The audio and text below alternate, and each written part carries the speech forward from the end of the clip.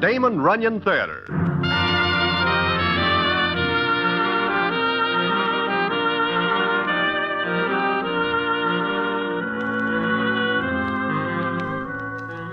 Once again, the Damon Runyon Theater brings you another story by the master storyteller, Damon Runyon. And this one, Blonde Mink. And to tell it to you, here is Broadway. Thanks. Well, one night I am sitting in Mindy's enjoying a late snack after a hard day of trying to make some bobs, when who sits down beside me but Julie the Stalker. He looks at me for a minute, then says... Broadway, I see Slats slaving today. You what? I see Slats today. Julie, you are crazy. That is something you cannot do. Nevertheless, I do. Well, see you later. And with that, Julie gets up and walks away.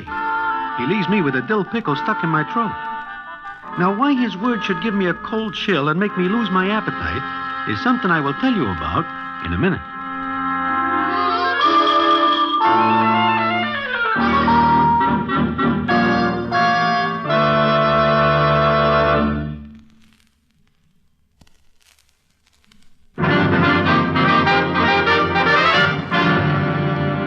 And now, back to the Damon Runyon Theater and the famous story, Blonde Mink.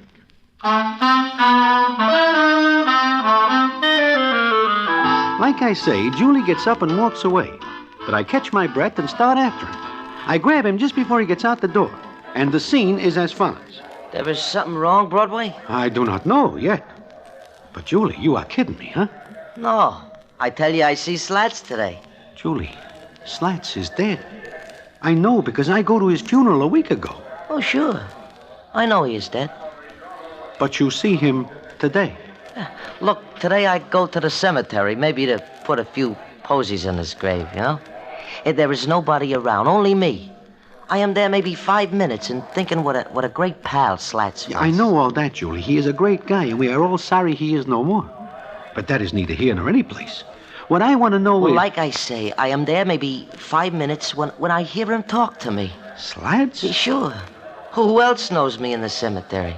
Go on. Talk some more. So he says hello, I say hello, and we talk. What about? Oh, about this and that, but mostly how cold he is.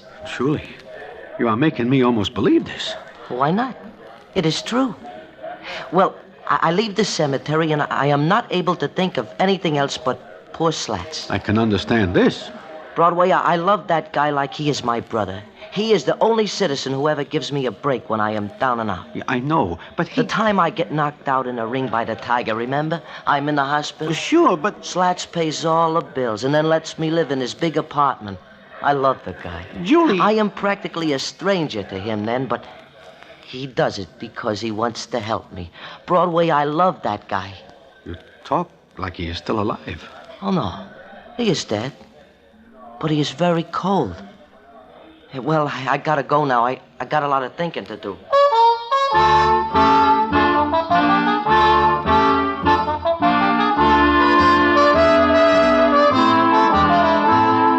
With that, Julie leaves me again. And this time I stay put. Because it being night and more than somewhat dark, I have no wish to listen to more of that talk. Naturally, I figured that Julie has some loose boards, and I feel sorry for him. Well, I do not see him for about a week. Then one night I am getting ready to leave my hotel room when I hear... Come in? Hello, Broadway. Oh, Julie, come on in. If you are going out, I will not bother you. Sit down. I wonder what becomes of you after that talk we have in Mindy's. Oh, I am hearing about. Mostly at the cemetery. Julie, look, you should not spend so much time there. It is coming on winter. Yeah, coming on winter. He's cold, Broadway, awful cold. He tells me that all the time. I gotta do something for poor Slats. I just gotta. Julie, does anybody else see Slats? Oh, no, I go there alone. I see. Broadway, I gotta get some advice on what to do. About Slats? Yeah, and Beatrice. Beatrice? Oh, his girlfriend. Yeah, only she ain't a friend, Broadway. She ain't a friend. Maybe you better sit down and start talking. Yeah, I will. Now, go ahead. If it'll make you feel better, I will listen to you. Thanks. Slats will appreciate it, too. I would just as soon he thanks me through you. I will tell him. Thanks. Well, Well, it is hard to know where to start, but I think I will go back to the day that he first introduces me to Beatrice. I'm not in the apartment when he brings her there, but I get there a very short while after they do. And I'm about to open the door when I hear a doll laughing. Go on, laugh some more, B. I like to hear it. Why? I don't know, maybe because I... Hiya, Slats. Didn't know you got company. Come on in, Julie, come on. I ain't gonna stay only a minute. I was waiting for you. Julie, meet B. B, this is Julie. I told you about him. Oh, yeah. The ex-prize fighter. Hiya. Fine, and you? Oh, making out. Just making out. Slats, I gotta go now. I got a rehearsal in an hour. Oh, sure. What about after the show tonight? What about it? Supper, dancing? All right. The two of us. Huh? Sure? The two of us?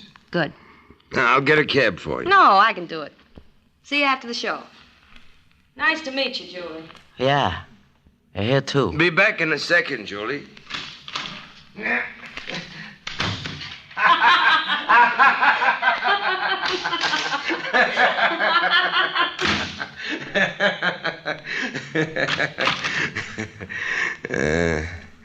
Some doll, huh, Julie? Oh, yeah, look her. Quite a good-looking Judy. You like her? Sure. You're a liar. Yeah. Maybe this one's different, Julie. Yeah, could be. Sooner or later, you gotta hit a winner. I got a hunch this is it. Sure. Oh, by the way, you win 10 grand on the day. I can pick 'em, huh? You're awful good at picking horses. Just horses, huh? Sure? No, I'm used to it. Sure. Okay, let's get to work and handicap a few GGs for tomorrow. Well, that is the way it starts, Broadway. You know something about it? Not much. All I know is that this bee is a very fancy doll. And very expensive. Yeah, she is. And I guess you remember that Slats and B make it a very close twosome. Sure. Yeah, it goes on for maybe 6-8 months. He is a good guy, Broadway. There ain't anything he does not do for her. I remember. In fact, there are several dolls around the stem here who give their ever-loving husbands a bad time when they point out how good Slats is to be. Yeah, but he is good to everybody. What about the rest of the story? Oh, sure. Yeah, I almost forgot. Let's see. I'm telling you that I meet B that night, and for 6-8 months there is nothing too good for her or too expensive. Well, it's one night, maybe about 2-3 in the morning. I'm in my room when I hear B and Slats come in. You see, they often come to the apartment after the show she is in, and I make scrambled eggs and bacon for them. But this night, well, I'm in bed with a cold. They come in, and I don't want to listen, but I can't help it. Oh, now be reasonable, honey. I told you why I can't do it. Sure, you told me why, sure. Come on, laugh for me. What at? Is there anything funny? Mad? Let me alone. B. B. You're even prettier when you're sore. Slats, honey, please. Please get it for me. I can't be. I really can't. Please, pretty, please. It's the one thing I really want, real bad. Well, you got 5 fur coats already. What's the difference if you don't get one more? But this is different. It's a blonde mink. Blonde, brunette, redhead. What's the difference? It's the only one I've seen like it. Oh, would the eyes pop out if I walked in with that coat on some night? Think of it, Slats. You and me walking into a nightclub. You'll have to wait to take that walk, honey. Why? You told me how much the coat costs. Only $23,000. That's every cent I got. Oh, Lope. I haven't been hitting him too well for the last couple of weeks. Oh, but you will. Sure. But until I get back in the win, I've got obligations. Obligations? Yeah. The 23 grand I got will see me through. Just. Obligations. You said obligations. That's right. Like what? Different things. Sure. Obligations. Like that punch-drunk tramp you got living here, sopping up your money. Huh? And every wobbly on Broadway knows he can hit you for a touch anytime. Me, for the love of Mike. Sure, go to Slats. He'll give you 100 or 1,000. He won't even put it on the books. I can't even ask you for a measly fur coat. Measly? Yeah. If you had back half, even a third of the money you throw away on panhandlers and down and outers, I could have that coat. You don't understand, B. You're so right. I don't understand. And I ain't gonna try until you got better reasons for putting me back of a lot of has-beens and punch-drunk fighters. Bee, wait a minute! Bee, for the love of... Bee! Bee! Julie! Julie, you here? Julie, help me. Slats, what's the matter? I know, I got an awful funny feeling in my chest. Your face is all white. What? I gotta sit down. Yeah, you sure sit. Never had anything like this before. Gee, I better call a doc, huh? No. Be all right. I didn't know you were here. I was sleeping. You woke me up when you yelled for me. Sleeping? Yeah, I do not hear you come in, Slats. You're a liar. Yeah. Bee don't mean anything, Julie. She's a good kid, only spoiled. Hey, sure, that's all. Spoiled rotten. Yeah, Julie, I never had nothing like this before. Julie, I'm scared. Scared stiff.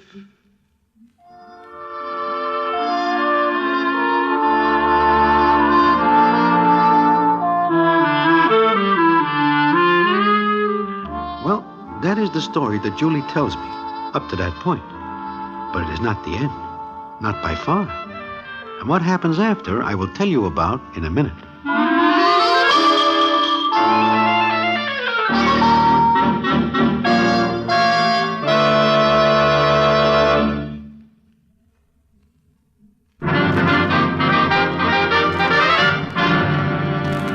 And now back to the Damon Runyon Theater and the famous story, Blonde Mink.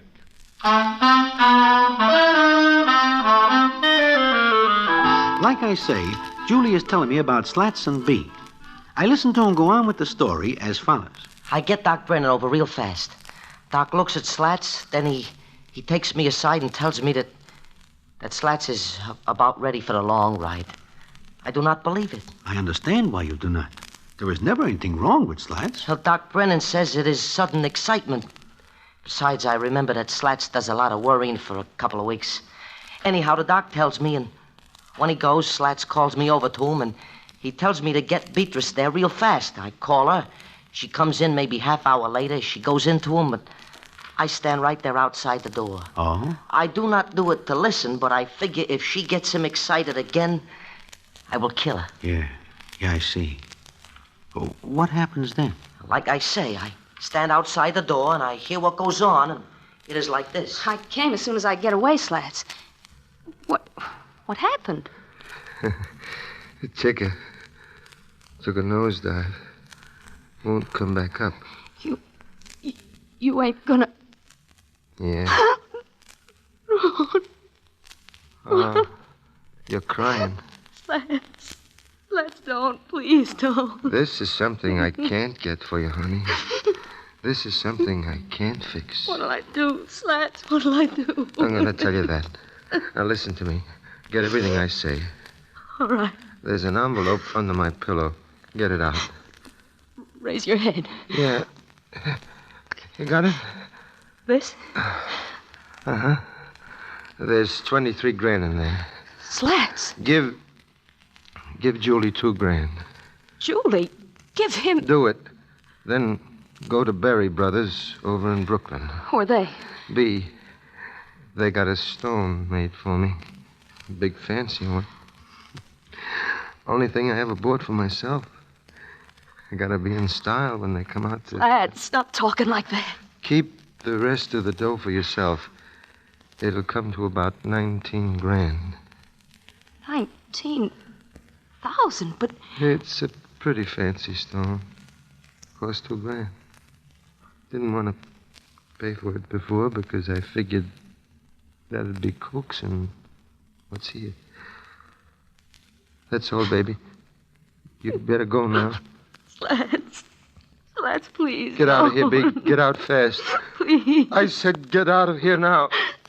Yeah, Slats. Hurry it up, B, and don't look around.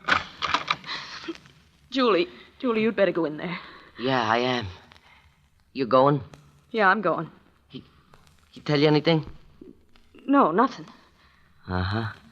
What are you staring at, you tramp? Nothing. Just absolutely nothing. And go on in there. Go on in. And stop staring at me. So long.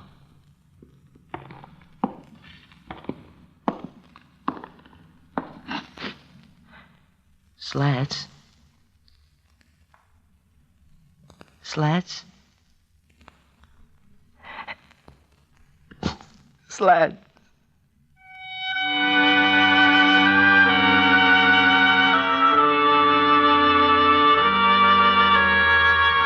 That is the way he dies, Broadway. Yeah, I see. But about the dough he gives B, what do you do about it? I go to see B one day, right after Slats' well, the day after the funeral. I go to her place. It is a pretty ritzy apartment. At first, she does not want to see me, but I bust in anyway. All right, you're in. Now what do you want? I've got a rehearsal in 20 minutes. I will not take up too much time, B. I know you won't. Go on, make it fast, will you? Sure, I want to know what about the dough. Dough? What dough? 23 grand? You're on a long, big dream, Julie. I hear Slats give it to you. So you can hear through those cauliflowers. All I want is to know what about the dough. There ain't any. You are lying. If you're not out of here in 10 seconds, I'll have you tossed out. I hear Slats tell you to pay for his marker. You're crazy. You took so many punches you don't know. I can also still give him. You wouldn't try it. No. No, I guess I would. Slats would not like it. I would never do anything Slats does not like. Get out of here. I am telling you, I do not care for the 2 grand he gives you for me. I do not care for it. All I want is for you to buy that marker for Slats. He is expecting it. You talk like he's alive. I see him. You... It is not funny. Did you tell anybody else you saw Slats? Yeah. Why? Did you tell anybody else about the money? No. Why? Tell everybody. See if they'll listen to you. Tell them you saw Slats and about the money. You think they'll believe you? I am warning you, B. If you do not get that marker for Slats, I'll do something about it. But first, I will ask Slats.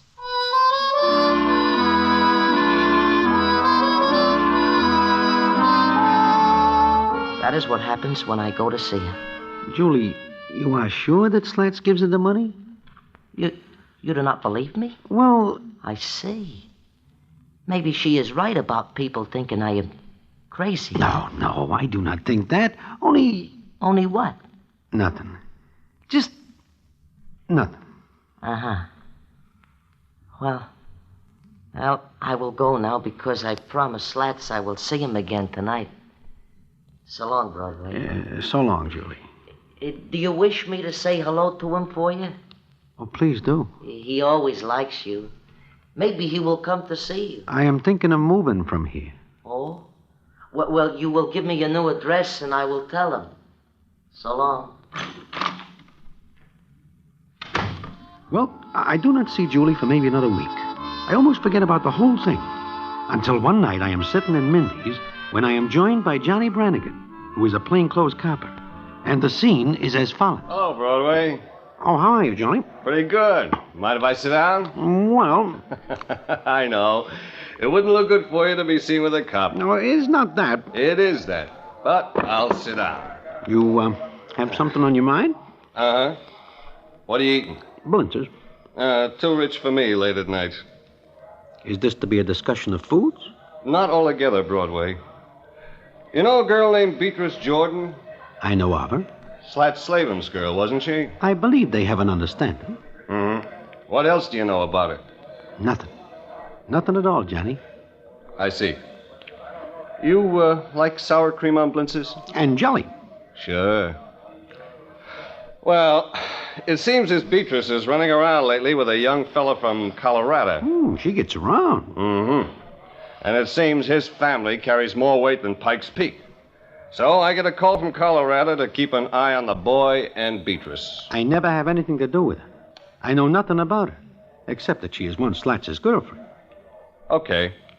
I thought maybe because you get around a lot, you could tell whether she's on the level or not. I gotta turn in a report, you know. Oh, sure. Those blintzes sure look good. Oh, they are. Johnny. Yeah? I cannot tell you if B is on the level with the citizen from Colorado. Oh? So? But I do know that her idea of a level is more than somewhat uneven. Uh-huh. Well, thanks, Broadway. That is all right, Johnny. Drop around the house some night, Broadway. My wife makes wonderful blintzes.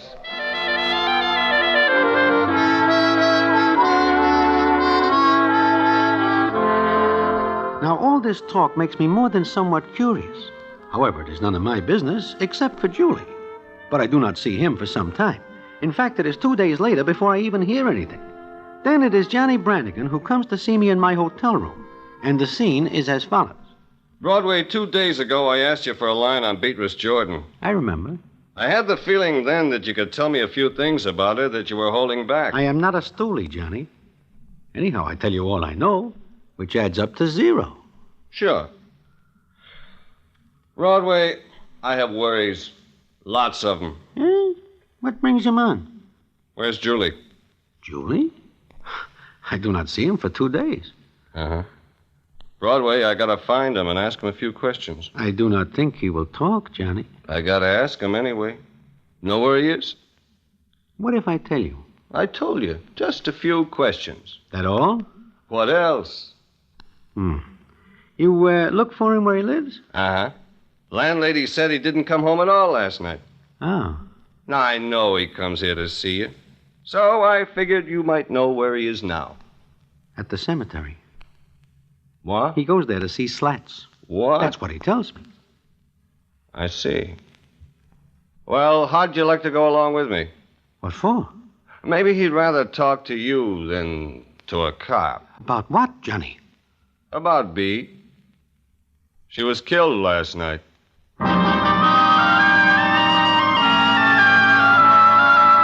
I stare at Johnny. He just looks back at me. There is a big hole that is once my stomach. And I feel like a first-class heel for telling where Julie might be. But I can do nothing. Johnny is very gentle when he insists I go with him, so I do. And what happens when we get to the cemetery, I will not forget if I live long enough to see Harry the horse shake hands with the police commissioner. And I will tell you about it in a minute.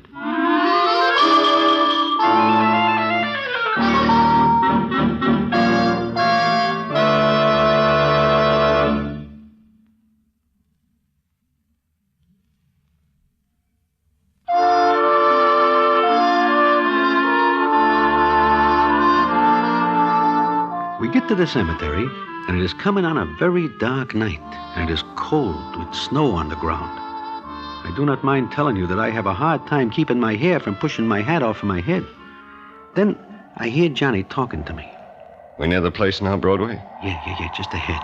But look, Johnny... It's all right, Broadway. I won't hurt him. I just want to ask him some questions. If he's like you say, he'll be all right. I hope so. I hope so. Shh. Look. Yeah, that is Julie. Who's he talking to? Slats. Cut it out. Who is that? Answer him, Broadway. Me? Go on. Who is that? Julie, it is Broadway. Oh, swell. His Slats is here, Broadway. He will be glad to see you. Julie, it is very cold out here. Maybe you better come back to town with me? Oh, come on and say hello to Slats. Then I will go with you. Go ahead. Okay, Julie. There is somebody with you. Huh? I see somebody's shadow. That's right, Julie. It's me, Johnny Brannigan. Johnny. A cop. A cop, Broadway. You bring a cop. It's all right, Julie. We're coming over to talk with you. Please do not do that, Johnny. Broadway, ask him please not to. Johnny, do not go over there. I've got to. I want to talk to Slats, too, Julie. Please do not come closer, Johnny. I know what you are here for. Just ask a few questions. No. Julie, please take it easy. Everything is all right. Stay away. Julie, drop that gun. Drop it. No, I do what is right. I do what Slats tells me to. Julie, drop that gun. Broadway, drop that gun. I will hit you the next time, Johnny. Julie, please. I'll forget you fired at me if you'll only drop that gun. No. Johnny, you hit? Julie, even now I won't say anything about the gun, please. Julie, everything is all right. I know. I make it all right. But I'm not going with you. Johnny, what happens? I think I winged him. Come on.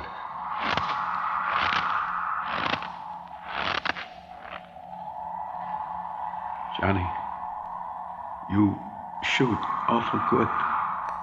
This is one time I didn't mean to. He moved fast to one side. Sure. I know, Johnny. I better put in a call and find out. Broadway. Look. Huh? At what? What's that? Spread over Slat's grave. It looks like something to keep Slats warm.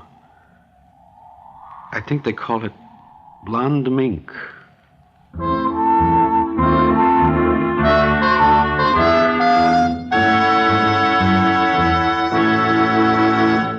And so ends the famous Damon Runyon story, Blonde Mink. Listen in again next week for the Damon Runyon Theater.